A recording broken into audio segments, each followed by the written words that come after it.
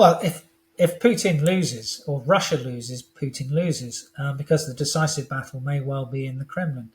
And there are centripetal forces, if Russia does lose, which could rip apart the Russian Federation. Hello and welcome to Frontline for Times Radio with me, Kate Chabot. And today we're talking once more to a leading commentator on geopolitics and security, Major General Chapman, who served 33 years in the UK's armed forces and is a former British military advisor to US Central Command.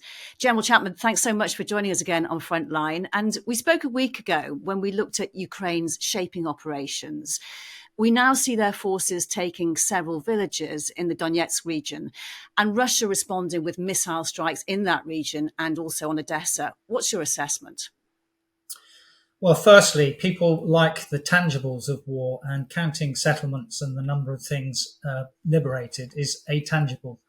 What is untangible is the sort of psychological part of war. It's easy to count the physical things. So again, we come back here to both the close battle, that is the fight which is going on the front line, and the deep battle. And this last week, really, we've seen two aspects to that. The first bit is the sort of renewed and intensified missile strikes again on Odessa today, and the attempts to do it in Kyiv and other places. And that seeks to still demoralize and degrade the will of the Ukrainian people. But in the close, deep battle, as it were, behind the immediate front lines, that is really a thing we call air interdiction. So in classic sort of NATO doctrine, what the Russians are seeking to do is to stop the arrival of what would be, in NATO doctrinal terms, brigades and divisions and corps level. And all those are really delineated by time. So they're trying to strike things with decision cycles at 24 hours away, 72 hours away, 48 hours away, to stop those being brought to bear. But we don't really have enough information about what is going on at the close battle from both sides. So we have the narrative of Russia that Ukraine is being destroyed, but from an operational security view, we don't have the same access to information from the Ukrainians. And that's probably quite wise.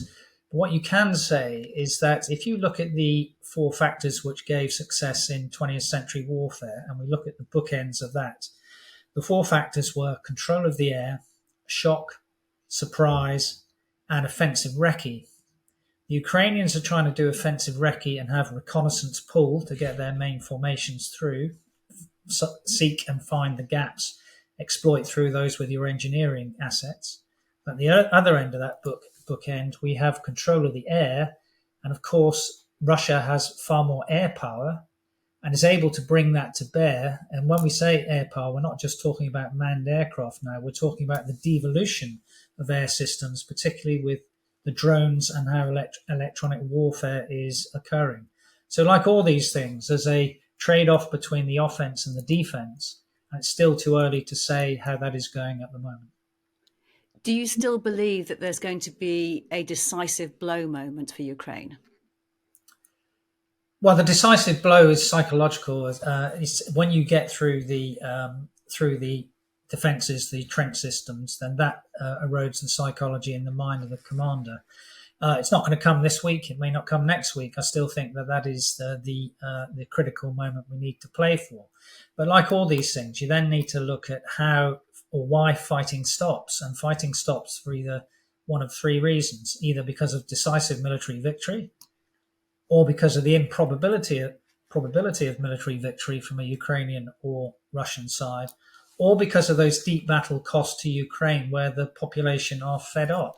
Now, it's too early again to see if we're somewhere between a decisive military victory or an improbability of victory, and whether 2023 is the end of it, or whether we're going to go into a 2024. Because again, one of the key things in the last few days in terms of the support of the West is quite a big announcement of further packages on the 9th of June and the 13th of June, both from the Canadians and the Americans, to help the Ukrainians in both their immediate battlefield needs, more air defense, more artillery, and their longer term sustainability. So that shows, particularly prior to the NATO meeting this week and the meeting of the 50 partner nations, that the NATO and the West still seems to be in this for the long game at the moment. You've previously talked of that key Ukrainian objective to retake Crimea, to cut the land bridge, to make the Russian forces wither and die on the vine, as you put it. How likely is it that Russian troops may just give up on the battlefield? Well, like all these things, authoritarian states seem in control until the moment they're not. And that is the same with armed forces. You can't sort of touch the moment because it is one of those intangibles, not a tangible. Success does breed high morale. So if the Russians think that they're being successful, that may breed high morale. And defeat lowers morale. So again, there's a trade-off. So I still think that the Ukrainians are in it for the long term. This fighting season is still a long fighting season. And like all these things, I always quote Field Marshal Wavell from the Second World War that 2/3 of initial reports, and we're only really week one into the offensive, 2/3 of initial reports are either wrong, misleading, or inaccurate. So there's still a lot to come, a lot of fighting to do over the next months. And in terms of those villages that were retaken in the Donetsk region, I mean, they were tiny villages, weren't they? So how important were they just for morale rather than for a strategic reason? Yeah, they're not important strategically at all. But it is that sort of notion that you need to be seen to have gains. And of course, that's why counting the number of things captured or recaptured is important from the morale of people. It has no strategic significance at all, because like all these things, it's a sequencing. So tactical battles are sequenced in support of operational objectives, which then support strategic ends. The tactical battles here support the operational objective of cutting that land bridge between the Russian forces and Crimea, and hopefully then getting the Russian forces, as I say, to either collapse or lead to some sort of elite defections in Russia. And it would be that which would bring the end of the war. However, as I said previously, Kate, the improbability of victory can also be a variable on that in making that not happen. And it's one of those things which can lead ultimately to negotiation, and that's not in Ukraine's interest at the moment. It is in Russia's interest because, of course, they already occupy something like 18% of the sovereign territory of Ukraine. Key to Ukraine will be to actually hold the land that it gains. How difficult will it be for its forces? Well, again, the offensive power of the Russians doesn't seem to be there at the moment for the Russians to go on a counteroffensive which could capture large swathes of territory. But that, again, is not necessarily the theory of victory of the Russian side. It is that notion that if the Ukrainians can't have battlefield success and chase the Russians out, as it were, or something similar to that, it's the notion of winning big or winning small that I discussed last week, then the Russians will outlast the West. That is the theory of victory. And of course, from a negotiating perspective, it's always been the case that Putin will not seek to give everything up. He believes that there are useful idiots in the West who will always seek to give away things because they want a better peace. And we really see that for example, in the dialogue in America. So on one side, particularly with the election coming up next year, so on one side, for example, of the Republican Party, you have the Trump and DeSantis saying that there should be no more support to Ukraine, and then you have the other, sort of Reagan Republican side, really, Nikki Haley's and former Vice President Pence, who, for understandable reasons of their understanding of that this is in America's interest, that Ukraine's support should continue. And it's really Trump's misunderstanding of these sort of things when he said on his last town hall that he doesn't think in notions of victory or defeat. He thinks in notions of stopping this to save people's lives. Now, a lot of people would say that's a good thing because that would be an approach to a humanitarian peace. The trouble with that is it rewards the aggressor. And that's why people like Nikki Haley and Pence don't go for that, because that would upset the apple cart in terms of how the rule of law in international relations works. And if we look specifically at Ukraine's objective to cut the land bridge to Crimea, do you think it's capable of doing that without having air superiority? It makes it far more difficult. That is absolutely true, because if you look, for example, at our most recent experience of war and how we did this, and the greatest example is, of course, the Operation Desert Shield, Desert Storm in 1991, and the land operation from the Americans only was phase three. And it was phase three because phase one was the strategic air campaign, i.e., damaging the deep battle infrastructure. Phase two was making sure that they had air superiority so that they could go in unopposed in the air battle.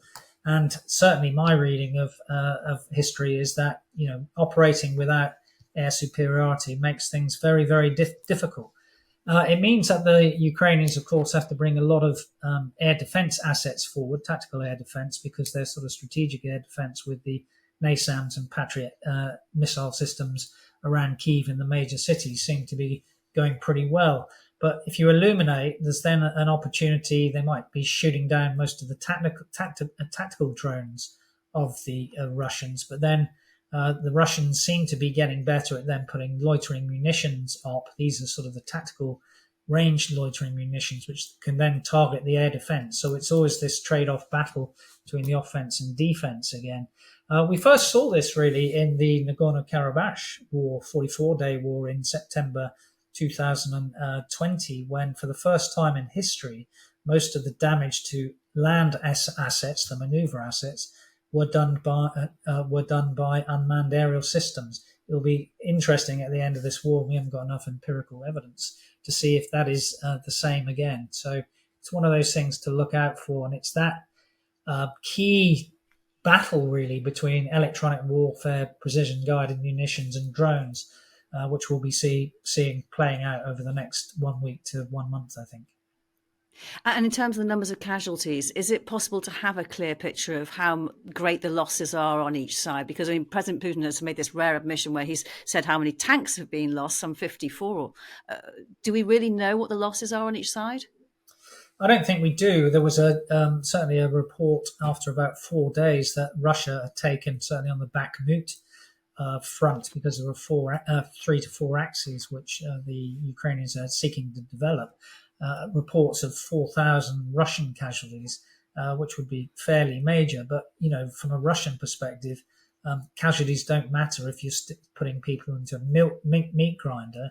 And if part of your battle is one of attrition, what the Ukrainians can't really go towards is this attritional battle. Now, war is always going to be a trade-off between attrition and maneuver to unhinge the mind of the enemy and their troops. It's, again, this thing between the physical and the psychological.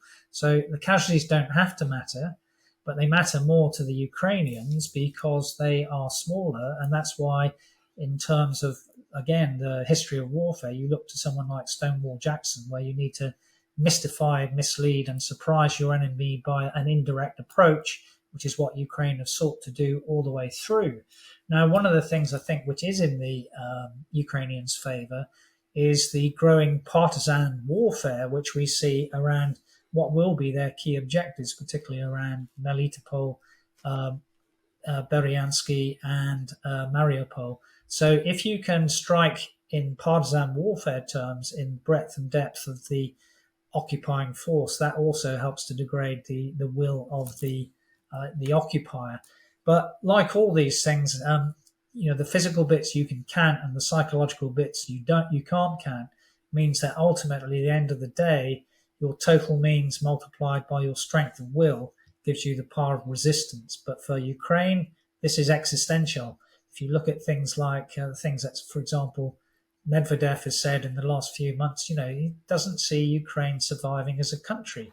They want total victory and unconditional surrender from the Ukrainians. This is absolutely existential for the Ukrainians. It is not existential for the Russians, even though Putin occasionally might say it is. If this war and victory in this war is existential for Ukraine, what does it mean for President Putin, the person? Well, if Putin loses, or Russia loses, Putin loses, because the decisive battle may well be in the Kremlin. And there are centripetal forces, if Russia does lose, which could rip apart the Russian Federation, because it is not the case that Russia is Russia. There are 22 non-Russian parts of the Russian Federation, and there are forces within that which don't want to be mobilized further. And these are really significant challenges in security challenges internally for for Putin, as well as the external challenges of trying to overcome Ukraine. So there's still a lot to play for there.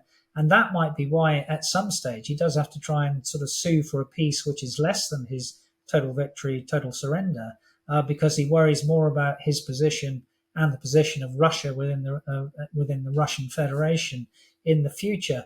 And we have to remember, though, that Putin could still be there for a long time. He's at Putin 4.0 at the moment.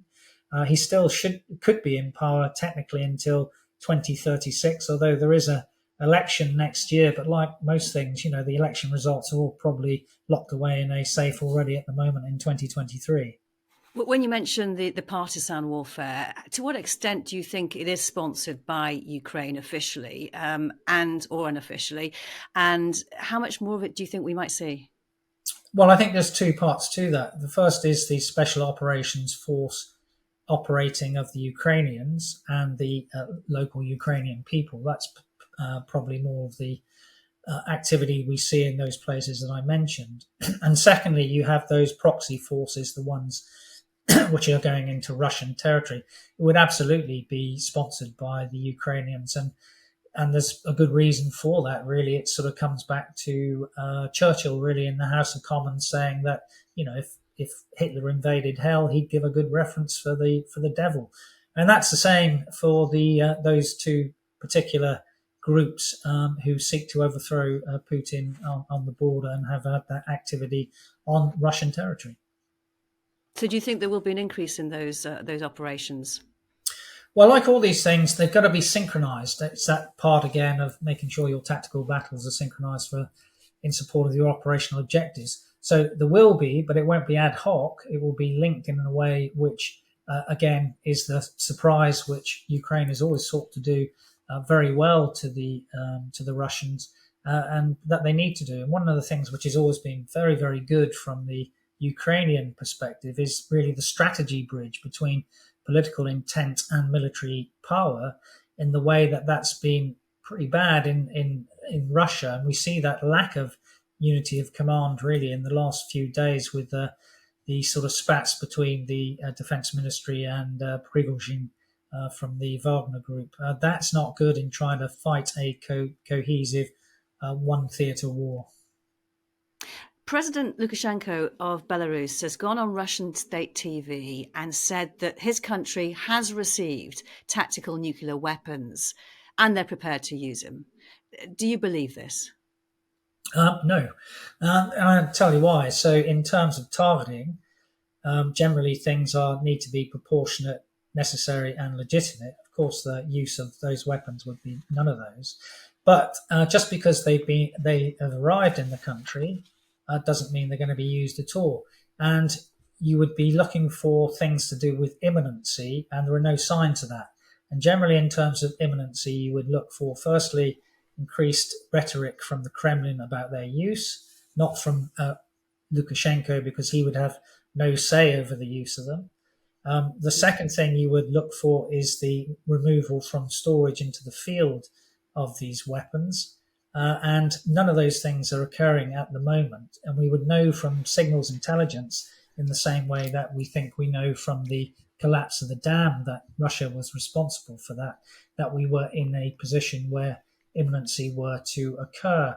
We also know that really doctrinally, the Russians would only use weapons if they thought that they were in an existential situation. The one caveat on that is there is a thing called the negotiating paradox, which says that you escalate to de-escalate.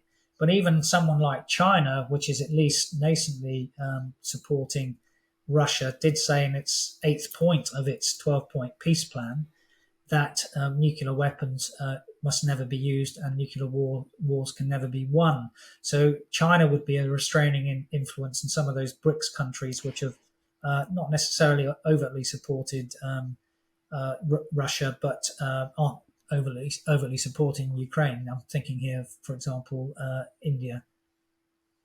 Irrespective of whether or not these tactical nuclear weapons would ever be used, isn't it possible or likely they're just not even in Belarus yet? And this is just a ploy to get Western allies to back off in Ukraine. Well, this has always been the case. So nuclear threats has been one of those things over the last 17 months where it's back off or else. And there's been a number of or else moments from Putin and particularly Medvedev during the campaign. Now, ultimately, you come back here to mutual deterrence. So mutual deterrence has operated all the way through. It certainly operates in the nuclear sphere. And you have to go back really to March this year when it was first announced that these weapons were going to be moved into Belarus. They were there in the Cold War until 1991. And the Ukrainians have said, it's not a surprise to us and we're pretty chilled about it. So often media outlets, not yours, Kate, goes to a maximalist position as soon as you mention the N word. But, we should take this with a slight pinch of salt at the moment. But the key thing here is that the use or the threatened use of nuclear weapons can never become a tool of statecraft. And indeed, if that were to become successful, the perverse incentive would be that would lead to horizontal nuclear proliferation amongst a number of other countries around the world who would see it as a tool where you can achieve your political objectives. For at the end of the day, all wars are fought for political objectives. To understand, I suppose, how serious these nuclear threats are, you've got to really understand the psyche of President Putin. And the reality is that no one really knows. That's a fair point. Understanding the psychology of him is a fair point. But he is not the sole decision maker in terms of the nuclear weapon release. There are a number of key sort of checks and balances so that you don't get to the point of a madman who can release these things.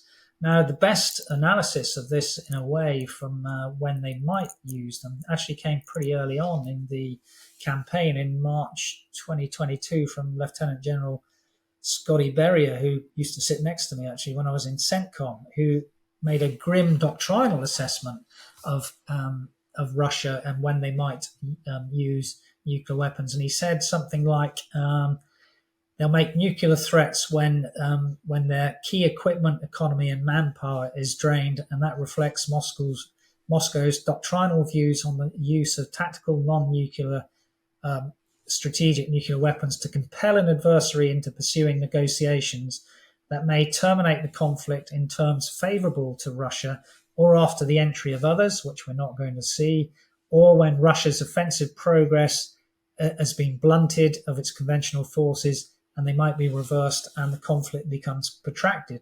Now, a doctrinal understanding of when they might be used and the practical application are absolutely two different things. So having a grim doctrinal assessment should not, again, be taken to we swing the pendulum right to the other side, and this means that there's going to be a use of nuclear weapons imminently. There is no imminency at all. But can we then read anything into the casual statements made about the use of tactical nuclear weapons? Does it actually? How much does it tell us about what state Russia, its forces, and its politics are in?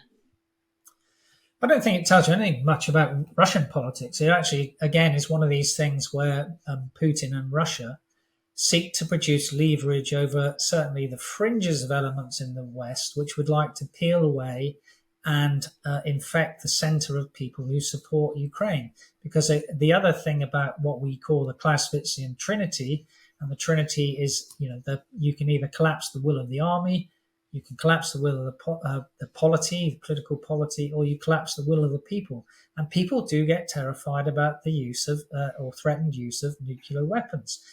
They're the ones who might sort of energize the need for negotiations. And, I'm all in favor of negotiations if it is negotiations which lead to a just peace and a sustainable peace. But from my perspective, a just and sustainable peace is around the sovereignty of all of Ukraine prior to 2014, and that must include Crimea. And it's not for the West to determine what that is. It's for Ukraine. But of course, that is caveated by the support the West give. And that's always been the case. There's always three things. Internal politics matter here, international politics, and perceptions of Russia.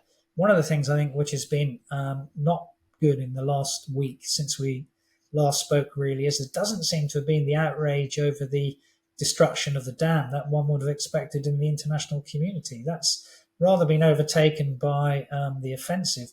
But that is a ecocide, which is really equivalent to some of the genocide which the Russians have been guilty of since the start of the campaign. And when I say genocide, I'm using the word in its correct interpretation. It comes originally from 1944 with a Polish guy called Lemkin, which is the intent to destroy in whole or part a national, racial, religious, or ethnic group. That is what Putin seeks to do with Ukraine.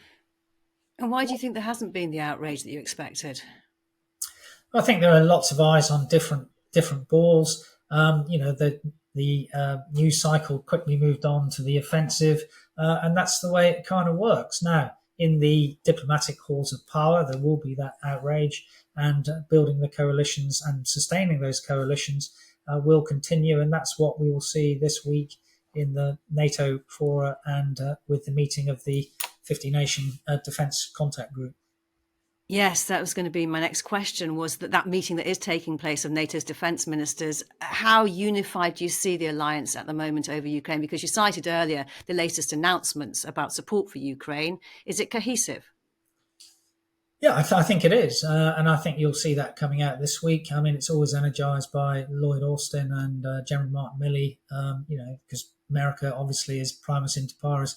But I think lots of people often forget the Budapest Nine. That is the 9 countries, the intermarean countries between the Baltic Sea and the Black Sea, those which were the former Soviet republics. Although they don't give as much in pure dollar terms, of course, as America, in terms of GDP, they do. And the reason for that is they were occupied, in the era of the Soviet Union and know what it's like and didn't like it. That's why there'll be unequivocal support for Ukraine from those countries. And that's why you see the most profound statements from some of their politicians, Peter Pavel, for example, of Czech Republic, and, extraordinary leadership really from Kaja Kallas in Estonia.